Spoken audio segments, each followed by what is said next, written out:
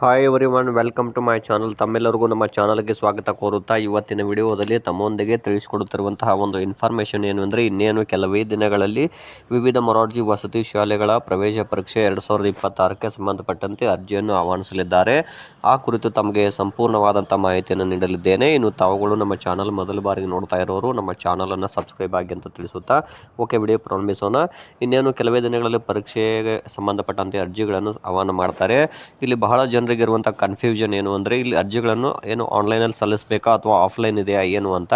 ಇಲ್ಲಿ ನೋಡಿ, ಎಲ್ಲ ಮೊರಾರ್ಜಿ ವಿವಿಧ ವಸತಿ ಶಾಲೆಗಳಲ್ಲಿ ಸಂಬಂಧಪಟ್ಟಂತೆ ಅರ್ಜಿಗಳನ್ನು ಇಲ್ಲಿ ನಾವು ಆಫ್ಲೈನ್ ಮೋಡಲ್ಲಿ ಅಂದರೆ ತಾವುಗಳು ಅರ್ಜಿಯನ್ನು ಭರ್ತಿ ಮಾಡಿ ಆ ಅರ್ಜಿಯನ್ನು ಅದಕ್ಕೆ ಸಂಬಂಧಪಟ್ಟಂಥ ದಾಖಲೆಗಳೊಂದಿಗೆ ತಾವು ಹತ್ತಿರದ ತಮಗೆ ಸಮೀಪದ ಮೊರಾರ್ಜಿ ವಸತಿ ಶಾಲೆಗೆ ಹೋಗಿ ಸಲ್ಲಿಸಬೇಕು. ಮತ್ತು ಅವರು ತಾವು ಕೊಟ್ಟಂತಹ ದಾಖಲೆಗಳ ಆಧಾರ ಮೇಲೆ ಆನ್ಲೈನಲ್ಲಿ ತಾವುಗಳು ಅವರಿಗೆ ಕೊಟ್ಟಂಥ ಲಾಗಿನ್ ಮೂಲಕ ಅರ್ಜಿಯನ್ನು ಸಲ್ಲಿಸ್ತಾರೆ. ತದನಂತರ ತಮಗೆ ಒಂದು ಪ್ರಿಂಟ್ ಕಾಪಿಯನ್ನು ಕೊಡ್ತಾರೆ. ಅಂದರೆ ಅರ್ಜಿ ಸಲ್ಲಿಸಿದ ನಂತರ ಒಂದು ಪ್ರಿಂಟ್ ಬರುತ್ತೆ, ಅದನ್ನು ತಾವು ಇಟ್ಕೋಬೇಕು. ತದನಂತರ ತಮ್ಮ ಮಗ ಅಥವಾ ಮಗಳ ಅಪ್ಲಿಕೇಶನ್ಗೆ ಹಾಲ್ ಟಿಕೆಟನ್ನು ಕೂಡ ಅವರೇ ಕೊಡ್ತಾರೆ. ತಾವುಗಳು ಅಲ್ಲಿಗೆ ಹೋಗಿ ಹಾಲ್ ಟಿಕೆಟ್ನ ತೆಗೆದುಕೊಳ್ಬೇಕಾಗುತ್ತೆ. ಹಾಗಾದರೆ ಇಲ್ಲಿ ಅರ್ಜಿ ಫಾರ್ಮನ್ನು ನೋಡೋಣ. ಈ ವಿಡಿಯೋದಲ್ಲಿ ನೋಡ್ಬೋದು. ಮೊದಲಿಗೆ ಇಲ್ಲಿ ಹಾಲ್ ಟಿಕೆಟ್ ಅಂದರೆ ಇಲ್ಲಿ ಇದು ಏನು ಅರ್ಜಿ ಸಂಖ್ಯೆಯನ್ನೆಲ್ಲ ಅವರೇ ಹಾಕ್ತಾರೆ. ಇಲ್ಲಿ SATS ನಂಬರನ್ನು ತಾವು 5ನೇ ತರಗತಿ ಕಲಿಯುತ್ತಿರುವಂಥ ಶಾಲೆಯಿಂದ ಪಡ್ಕೊಳ್ಬೇಕು. ಹಾಗೂ ಇಲ್ಲಿ ಅಭ್ಯರ್ಥಿಯ ಪೂರ್ಣ ಹೆಸರನ್ನ ಇಲ್ಲಿ ಶಾಲೆಯಲ್ಲಿ ಯಾವ ರೀತಿ ಹೆಸರಿದೆಯೋ ಅದೇ ರೀತಿಯಾಗಿ ತಾವು ಭರ್ತಿಯನ್ನು ಮಾಡಬೇಕು. ಇನ್ನು ಅಂಚೆ ವಿಳಾಸ, ತಮ್ಮ ವಿಳಾಸ ಯಾವುದು ಅದನ್ನು ಸ್ಪಷ್ಟವಾಗಿ ಬರೀಬೇಕು. ಇನ್ನು ಜನ್ಮ ದಿನಾಂಕ, ಡೇಟ್ ಆಫ್ ಬರ್ತ್ ಆಗಿರ್ಬೋದು, ಅಥವಾ ಇಲ್ಲಿ ಲಿಂಗ ಆಗಿರ್ಬೋದು, ಸ್ವಂತ ಜಿಲ್ಲೆ, ಸ್ವಂತ ತಾಲೂಕು, ಇಲ್ಲಿ ಚಾಲ್ತಿಯಲ್ಲಿರುವ ಮೊಬೈಲ್ ಸಂಖ್ಯೆ. ನೋಡಿ, ಇಲ್ಲಿ ಸ್ವಂತ ಜಿಲ್ಲೆ, ಸ್ವಂತ ತಾಲೂಕು ಇದೆಯಲ್ಲ, ಆಧಾರ್ ಕಾರ್ಡ್ನಲ್ಲಿರುವಂಥ ವಿಳಾಸವನ್ನೇ ಪರಿಗಣಿಸ್ತಾರೆ. ಯಾಕಂದರೆ ಇಲ್ಲಿ ಮೊರಾರ್ಜಿ ವಸತಿ ಶಾಲೆಗಳಿಗೆ ಸ್ವಂತ ತಾಲೂಕಿನ ವಿದ್ಯಾರ್ಥಿಗಳಿಗೆ ಮಾತ್ರ ಅವಕಾಶ ಇರುತ್ತದೆ. ಆದ್ದರಿಂದ ತಮ್ಮ ಮಗ ಅಥವಾ ಮಗಳು ಯಾವ ತಾಲೂಕಲ್ಲಿ ಕಲಿತಿದ್ದಾರೆ ಶಾಲೆಯನ್ನು, ಅದೇ ತಾಲೂಕಿನ ಮತ್ತು ವಿಳಾಸ ಕೂಡ ಅದೇ ಇರಬೇಕಾಗುತ್ತದೆ. ಇನ್ನು ಚಾಲ್ತಿಯಲ್ಲಿರುವಂಥ ಮೊಬೈಲ್ ನಂಬರನ್ನು ತಾವು ಇಲ್ಲಿ ಎಂಟ್ರಿ ಮಾಡಬೇಕು. ಅದರೊಂದಿಗೆ ಇಲ್ಲಿ ತಮ್ಮ ಇಲ್ಲಿ ಜಾತಿ ಯಾವುದು ಅನ್ನೋದನ್ನು ಅಲ್ಲಿ ಮೆನ್ಷನ್ ಮಾಡಬೇಕು ಸ್ಪಷ್ಟವಾಗಿ. ಅದೇ ರೀತಿ ಇನ್ಕಮ್ ಕಾಸ್ಟ್ನಲ್ಲಿ ಏನಿರುತ್ತೆ ಅದೇ ಜಾತಿಯನ್ನು ಮೆನ್ಷನ್ ಮಾಡಿ. ಇನ್ನು ವಾರ್ಷಿಕ ಆದಾಯ ಇನ್ಕಮ್ ಕಾಸ್ಟಲ್ಲಿ ಏನಿರ್ತದೆ ಇನ್ಕಮ್ ಸರ್ಟಿಫಿಕೇಟ್ನಲ್ಲಿ ಅದನ್ನು ಎಂಟ್ರಿ ಮಾಡಬೇಕು. ಮತ್ತು ಇನ್ನೊಂದು ಇಂಪಾರ್ಟೆಂಟ್ ಆದಂಥ ವಿಷಯ ಏನಂದರೆ, ಅದು ಚಾಲ್ತಿಯಲ್ಲಿರುವಂತಹ ಜಾತಿ ಆದಾಯ ಪ್ರಮಾಣ ಪತ್ರ ಆಗಿರಬೇಕು. ಒಂದು ವೇಳೆ ಇಲ್ಲಿ ಏನಾದರೂ ಅವಧಿ ಪೂರ್ಣಗೊಳ್ಳುವಂತಹ ಸಮಯ ಬಂದಿದ್ದರೆ ತಾವು ಅದನ್ನು ತಕ್ಷಣವೇ ರಿನ್ಯೂವಲ್ ಮಾಡಿಸಿ ಅಥವಾ ಹೊಸದಾಗಿ ಅರ್ಜಿ ಸಲ್ಲಿಸಿ ಇನ್ಕಮ್ ಕಾಸ್ಟನ್ನು ಪಡೆದುಕೊಳ್ಬೇಕು. ಇಲ್ಲಿ ಜಾತಿ ಪ್ರಮಾಣ ಪತ್ರದ RD ನಂಬರನ್ನು ಹಾಕಬೇಕು. ಇಲ್ಲಿ ಆದಾಯ ಪ್ರಮಾಣ ಪತ್ರದ RD ನಂಬರನ್ನು ಎಂಟ್ರಿ ಮಾಡಬೇಕಾಗುತ್ತದೆ. ಒಂದು ವೇಳೆ ಇಲ್ಲಿ ಏನಾದರೂ ಅದ್ರದ್ದು ಎಕ್ಸ್ಪೈರಿ ಅಂದರೆ 5 ವರ್ಷ ಕೊಟ್ಟಿರ್ತಾರೆ ಕೆಲವರಿಗೆ, ಇನ್ನು ಕೆಲವರಿಗೆ ಲೈಫ್ ಟೈಮ್ ಇರ್ತದೆ ಕಾಸ್ಟ್ ಸರ್ಟಿಫಿಕೇಟು. ತಾವುಗಳು ನೋಡಬೇಕು ಅದರಲ್ಲಿ ಇನ್ಕಮ್ ಕಾಸ್ಟ್ ಸರ್ಟಿಫಿಕೇಟ್ನಲ್ಲಿ.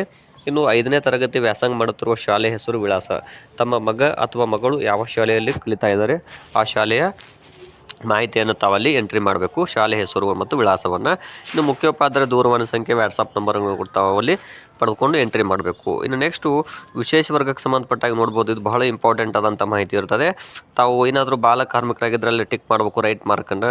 ಅಥವಾ ವಿಧವೆ ಮಗು, ವಿಧುರಣ ಮಗುವಾಗಿದ್ದರೆ, ಅಥವಾ ಅನಾಥ ಮಗುವಾಗಿದ್ದರೆ, ಅಥವಾ ಮಾಜಿ ಸೈನಿಕರ ಮಗುವಾಗಿದ್ದರೆ, ಒಂದು ವೇಳೆ ಅಲೆಮಾರಿ ಮಗು ಆಗಿದ್ದರೆ, ದೇವದಾಸಿ ಮಗು, ಪೌರ ಕಾರ್ಮಿಕರ ಮಗು, HIV ಪೀಡಿತರ ಮಗು, ಆತ್ಮಹತ್ಯೆ ಮಾಡಿಕೊಂಡ ರೈತರ ಮಗು, ವಿಶೇಷ ಚೇತನ ಮಗು, ಹಾಗೂ ಇಲ್ಲಿ ಆಶ್ರಮ ಶಾಲೆಯಲ್ಲಿ ಕಲಿಯುತ್ತಿರುವ ಮಗು, ಯೋಜನಾ ನಿರಾಶ್ರಿತರ ಮಗು, ಸ್ಥಳೀಯ ಅಭ್ಯರ್ಥಿ ಮಗು, ಇತರೆ ಮೀಸಲಾತಿ ಅಂತಿದೆ.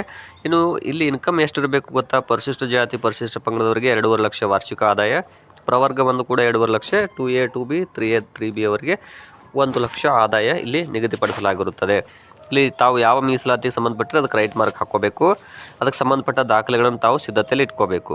ಇನ್ನು ಬಹಳ ಇಂಪಾರ್ಟೆಂಟ್ ಏನು ಅಂದರೆ, ಶಾಲೆಗಳ ಆದ್ಯತೆ ನೀಡುವಾಗ ಬಹಳಷ್ಟು ತಪ್ಪುಗಳನ್ನು ಮಾಡುವಂಥ ಉದಾಹರಣೆಗಳು ಸಾಕಷ್ಟಿವೆ. ಇಲ್ಲಿ ಇನ್ನೊಂದು ಮೇಲ್ಗಡೆ ಒಂದು ಪಾಯಿಂಟ್ ಇದೆ, ತಾವು ನೋಡ್ಬೋದು. ಪರೀಕ್ಷೆ ಬರೆಯುವ ಜಿಲ್ಲೆ, ತಾಲೂಕು ಅಂತಿದೆ. ತಮ್ಮ ಮಗ ಅಥವಾ ಮಗಳಿಗೆ ಯಾವ ತಾಲೂಕು ಸಮೀಪ ಇದೆ ಎಕ್ಸಾಮ್ಗೆ ಹೋಗಿ ಬರಲಿಕ್ಕೆ, ಅದನ್ನು ತಾವು ಸೆಂಟ್ರ್ನಲ್ಲಿ ಎಂಟ್ರಿ ಮಾಡಬೇಕಾಗುತ್ತೆ, ಯಾವ ಸೆಂಟ್ರಲ್ಲಿ ಬೇಕು ಅಂಥೇಳಿ. ಆದಷ್ಟು ಇವು ತಾಲೂಕಾ ಪ್ಲೇಸ್ಗಳಲ್ಲಿ ಎಕ್ಸಾಮ್ಗಳು ನಡೆಯುತ್ತವೆ. ಆದ್ದರಿಂದ ತಮಗೆ ಸಮೀಪ ಇರುವಂಥ ತಾಲೂಕನ್ನು ತಾವು ಮೆನ್ಷನ್ ಮಾಡಿ ಪರೀಕ್ಷೆ ಬರೆಯುವಂಥ ಜಿಲ್ಲೆ ಮತ್ತು ತಾಲೂಕನ್ನು. ಇನ್ನು ಇಲ್ಲಿ ತಾವು ಏನು ಮೆನ್ಷನ್ ಮಾಡ್ತಿರೋ ಶಾಲೆಗಳ ಆದ್ಯತೆಯನ್ನು, ತಮಗೆ ಹತ್ತಿರವಿರುವಂಥ ಶಾಲೆಯ ಆದ್ಯತೆಯನ್ನು ತಾವು ಕೊಡಬೇಕಾಗುತ್ತೆ.